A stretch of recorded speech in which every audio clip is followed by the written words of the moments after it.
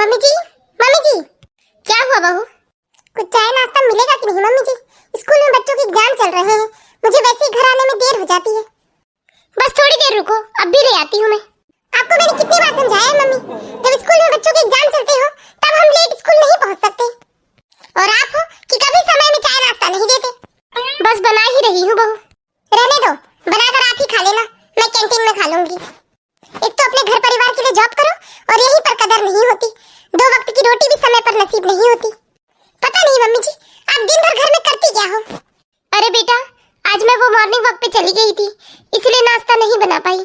बस रहने दो मम्मी, पता है मुझे मॉर्निंग वॉक तो बहाना है आपके लिए। बस मुझे पता है आप सब क्या करते हो मॉर्निंग वॉक में, 4-6 सहेलियां इकट्ठा हो जाते हो, बस एक दूसरे की बहुओं की चुगली करते रहते हो। जाती हूँ मैं ऑफिस, आपसे बात करते रही तो हो गया एग्जाम घर में ही। मेरी ही गलती है, मुझे नहीं जाना था मॉर्निंग वॉक पे। बेचारी बहू की भी कोई गलती नहीं है, बेचारी दिन भर काम तो करती है ऑफिस में, और ऐसे में खाना नहीं मिलेगा समय पे तो गुस्सा तो उसे आएगा ही। अरे क्या हुआ माँ, ये सुबह सुबह वैशाली इतना चीख क्यों रही थी? अरे क्या बताऊं बेटा, सब मेरी ही गलती है। उसके ऑफिस का टाइम हो रहा था और मैंने समय में आज चाय नाश्ता नहीं बनाया था।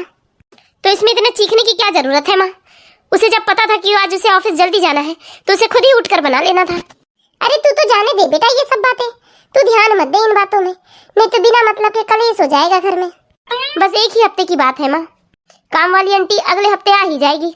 हाँ ठीक है ना बेटा, लेकिन देख मैं तुझे समझा देती हूँ, तू बहू से कुछ मत कहना। कामकाजी बहू मिली है बेटा हमें, तो थोड़े बहुत तो नखरे उठाना ही पड़ेगा। चलिए ठीक है माँ, मैं आपकी मदद करता हूँ रसोई में, वैसे भी ऑफिस की छुट्टी है आज मेरी। चलो ठीक है। तो आ गई बहू तुम ऑफिस से? क्या मम्मी जी, आप ये फालतू के सवाल पूछते रहते हो। ऑफिस से आ गई तभी तो यहाँ बैठी हूँ, ऐसा नहीं कि मुझे लाकर एक गिलास पानी या चाय ही दे दे, बस बेतुके सवाल पूछने खड़े हो जाते हो। एक तो वैसी चाय नाश्ता कुछ करके गई नहीं थी और पता नहीं क्या हो गया था, तो कैंटीन भी बंद था आज। एक तो वैसे मेरे सर में कितना दर्द हो रहा है। अरे बहू अब भी ले आई बस मैं चाय नाश्ता।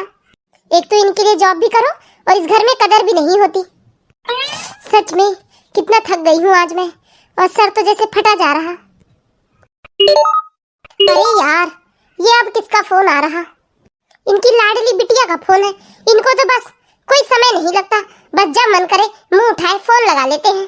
ऐसा नहीं कि कोई थका है या कोई काम कर रहा होगा, बस इनका जब मन आए तब ये फोन लगा लेते हैं। उठा लेती हूँ वरना बार बार फोन करके जान खा जाएंगी। हेलो, हाँ भाभी कैसे हो आप? अरे हम तो ठीक है, आप बताओ आप कैसे हो? हम भी ठीक है भाभी। कैसे फोन किया, थोड़ा जल्दी बताओ, मैं बिजी थी। वो भाभी मम्मी का फोन नहीं लग रहा था, शायद उनका मोबाइल डिस्चार्ज हो गया है, मैंने सोचा आपको फोन लगा लेती हूँ, इस बहाने आपसे और मम्मी दोनों से बात हो जाएगी। मम्मी जी तो सो रही हैं अभी, जब उठेंगी तो मैं बात करवा दूंगी। ठीक है दीदी, रखती हूँ, बिजी हूँ मैं। अगर मैंने अपना फोन दे दिया ना गलती से इन माँ बेटी को बात करने, तो 2-4 घंटे फोन तो बुक हो जाएगा मेरा। चाय बनी या नहीं मम्मी जी? पता नहीं 1 घंटे से कौन सी चाय बना रही है मम्मी जी। ये क्या मम्मी जी, खाली चाय बनाने में आधा घंटा ले लिया आपने, मुझे तो लगा आपने कुछ नाश्ता पानी भी बनाया होगा। माँ ने तुम्हें चाय तो दे दिया, फिर तुम इतना गुस्सा किस बात के लिए कर रही हो? देखिए आपको कुछ समझ में नहीं आता कितना प्रेशर होता है मेरे ऊपर। एक तो वैसे बिना कुछ खाए पिए आज स्कूल चले गई थी और बच्चों के एग्जाम थे आज स्कूल में, और वैसे भी तुम्हारे काम और मेरे काम में बहुत फर्क है। वो सब ठीक है, लेकिन तुम ऐसे घर का माहौल क्यों बिगाड़ती हो इतना चीख चीख कर? क्या मतलब मैं चीख चीख कर माहौल बिगाड़ती हूँ? 2 दिन आप स्कूल संभाल कर देखो, तब आपको समझ में आ जाए कि इतना आसान नहीं होता स्कूल संभालना। आपकी जॉब का क्या है, गए अपने मन मुताबिक कंप्यूटर में काम करना है। वो सब ठीक है, लेकिन प्लीज तुम माँ के ऊपर इतना गुस्सा मत दिखाया करो। ठीक है, नहीं दिखाती गुस्सा, छोड़ देती हूँ नौकरी, मुझे वैसे भी कौन सा शौक है ये नौकरी करने का। लेकिन सोच लीजिए, क्या आप अपने अकेले की तनख्वाह से घर चला सकते हैं? महीने की 2 EMI भर सकते हैं? अरे जाने दे बेटा, तू बेकार में बात क्यों बढ़ा रहा है? आपके सिर पे चढ़ाने का ही नतीजा है माँ, जो ऐसे आज ये आप पर रोब झाड़ती है। दुनिया में ये अकेली एकमात्र नहीं है जो नौकरी करती है। मैंने ऐसी कई कामकाजी महिलाओं को देखा है जो नौकरी भी करती है और बखूबी घर भी संभालती हैं। मैं क्या करती हूँ ये नहीं दिखता तुम्हें, बस दूसरों को देखते हो तुम। अरे जाने दे बेटा, बस कर, बात खत्म कर, चल तू मेरे साथ अंदर चल। कब तक चुप रहूं माँ, जब देखो तब ये रोब झाड़ती है घर में। कोई रोब नहीं झाड़ती बेटा, तू जबरदस्ती में बात को गलत ले रहा है। घर में शांति के 2 पल भी नसीब नहीं होते। अरे वैशाली बेटा मेरी बात सुनो। क्या बात है, थोड़ा जल्दी जल्दी बताओ मम्मी जी, मैं स्कूल के लिए वैसे लेट हो रही हूँ। बेटा मेरी कुछ सहेलियां हैं जो तुमसे मिलना चाहती हैं। तो मम्मी जी, बेटा मैंने शाम को उन्हें घर बुलाया है क्योंकि शाम को तुम भी ऑफिस से आ जाती हो। ठीक है मम्मी जी, ठीक किया आपने। अब मैं चलती हूँ, मुझे देर हो रही। शालिनी आती ही होगी, 5 बजे घर आ जाती है वो। आप चिंता मत करो रमा दीदी, हम तो शालिनी बहू से मिलकर ही जाएंगे।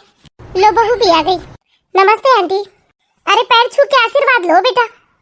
हाँ हाँ खुश रहो बेटा, खूब खुश रहो, खूब तरक्की करो बेटा, खूब खुश रहो। खुश रहो बहू। बड़ी सुंदर बहू है जिज्जी तुम्हारी। भाई काम काजी भी तो है, पैसे कमाने वाली बहू मिली है जिज्जी आपको। हाँ हाँ लाखों में एक है मेरी बहू। जाओ बेटा तुम फ्रेश हो जाओ। बेचारी अभी थकी हारी आई है, सुबह 10 बजे से गई थी। अच्छा ठीक है जिज्जी, चलते हैं हम तो सिर्फ बहू को देखने बैठे थे। अरे नहीं नहीं रमा, चाय नाश्ता करके जाओ, ऐसे कैसे चले जाओगे तुम। बेटा वैशाली, वैशाली लगता है थक गई है बेचारी, ऑफिस से आई है। कोई ना तुम लोग बैठो, मैं भी चाय नाश्ता बना कर लाती हूँ। अरे ना ना जिज्जी, रहने भी दो, अभी इस उम्र में क्या हम आपसे बनवा कर खाएंगे।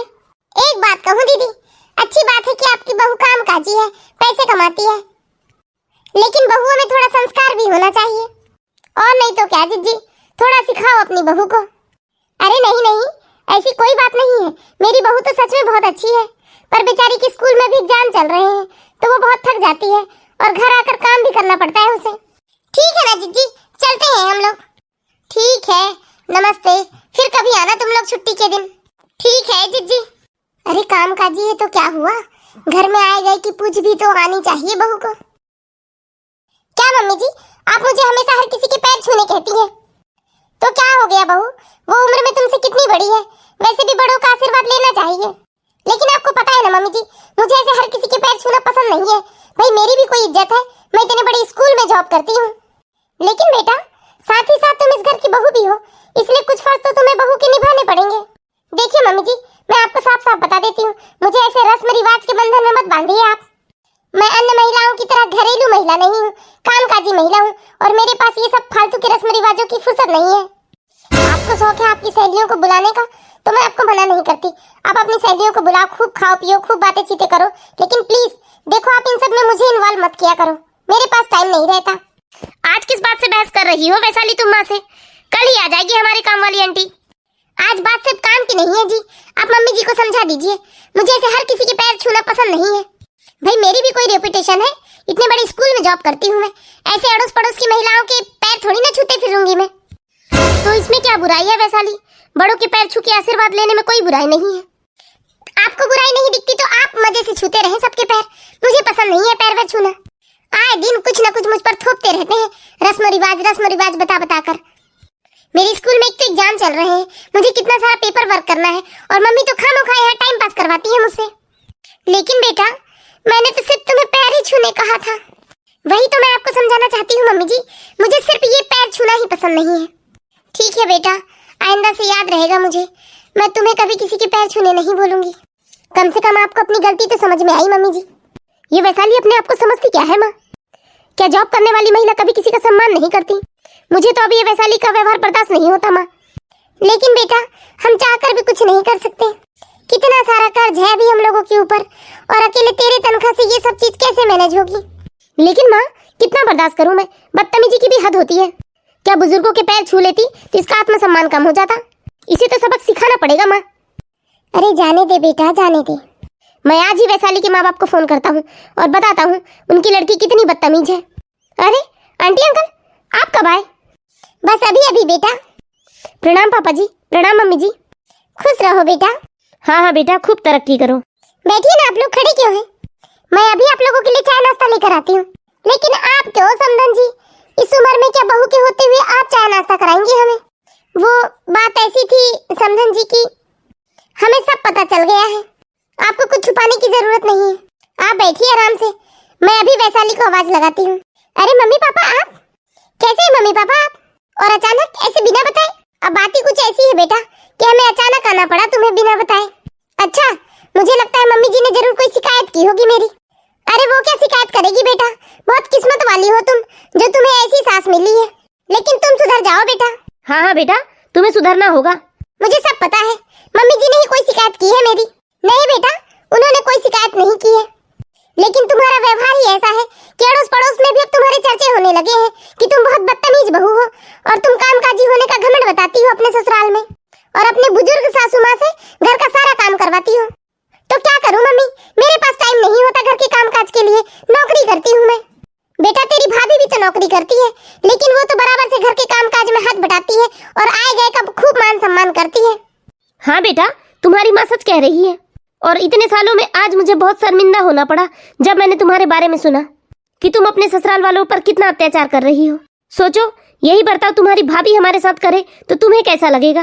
हाँ बेटा, नौकरी पेशा होने का मतलब ये नहीं होता कि हम अपनी संस्कृति और संस्कारों को छोड़ दें। बहू का सबसे पहला कर्तव्य तो यही होता है बेटा कि घर आए लोगों को मान सम्मान देना और अपने घर के सदस्यों को खुश रखना। आप ठीक कहती हो मम्मी, मैंने मम्मी जी के साथ बहुत बुरा बर्ताव किया है और घर के सारे काम उनसे ही करवाए हैं। घर के कामकाज करने में मुझे कोई प्रॉब्लम नहीं है बहू, लेकिन मैं बस इतना चाहती हूँ कि घर आए लोगों का खूब सम्मान करो तुम। देख ले बेटा, कितनी अच्छी सास मिली है तुझे। तुमने इतना कुछ किया इनके साथ, लेकिन इन्होंने उफ तक नहीं किया और एक बार भी हमें शिकायत नहीं की।